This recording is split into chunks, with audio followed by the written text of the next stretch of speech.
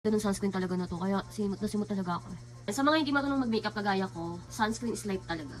Ayan, 3 PM pa lang, pero mamayang gabi pa kami aalis. So, magre-retouch na lang ako mamaya. Gagamitin ko tong bagong bili ko na eyebrows. From Lake Rain. Double-headed na to. Actually, nagamit ko na to nung isang araw, then, tatry natin ulit. Tapos, ito naman yung sa kabilang side niya. Color nito is black-brown. Second time ko pa lang itong gagamitin, kaya kailangan ko mag-practice ng more pa para ma-perfect natin yung shape dito.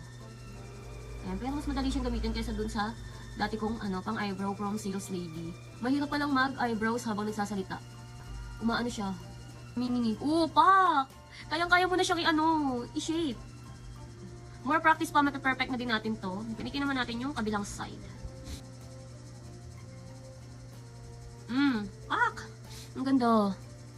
Kaya lang parang kumapal yung lagay ko dito. Dapat medyo... Ay, meron nga pala siyang brush. Brush natin siya. Oh!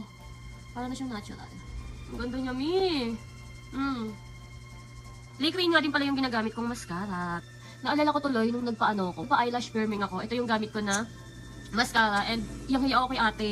Kasi natagalan talaga siya sa pagtanggal ng mascara ko. First time ko kasi noon, kaya sabi ko sa sarili ko, kung babalik ako for eyelash firming again, hindi na ako magmamaskara para matulin yung oras. Kasi ang tagal niya talagang tinatanggal nitong mascara na to sa pilik mata ko. Paubos na siya, kaya ganyan, hindi ko na siya isimot ko na lang. Nakalimutan kong bumili. Hindi ako nagki-curler ng mata kasi wala akong curler. Ay! Nakalimutan ko yung kabila. So ayan mga babe, ito na yung last touch. Ito yung ginagamit kong blush serum from Cloud Beauty. Ganyan lang ako mag-makeup, hindi kasi ako sanay mag-makeup. Kahit anong okasyon, ganyan na yung makeup ko. Kahit pang araw-araw, pang alis, ganyan lang yung makeup ko. Sunscreen lang talaga yung ginagamit ko. Pero minsan, nagpa-foundation ako or ito lang, pressed powder. Kaya hindi ako mahilig bumili ng makeup. Kung ano lang yung nando dito sa pouch ko, yun lang talaga yung ginagamit ko. So, ayan, mamaya magre-retouch na lang ako. And anyway, ito pa lang sa check eye ko, ayan. Mura lang to, mura lang yung bili ko dito. Ito yung ginagamit ko, Pink Flash.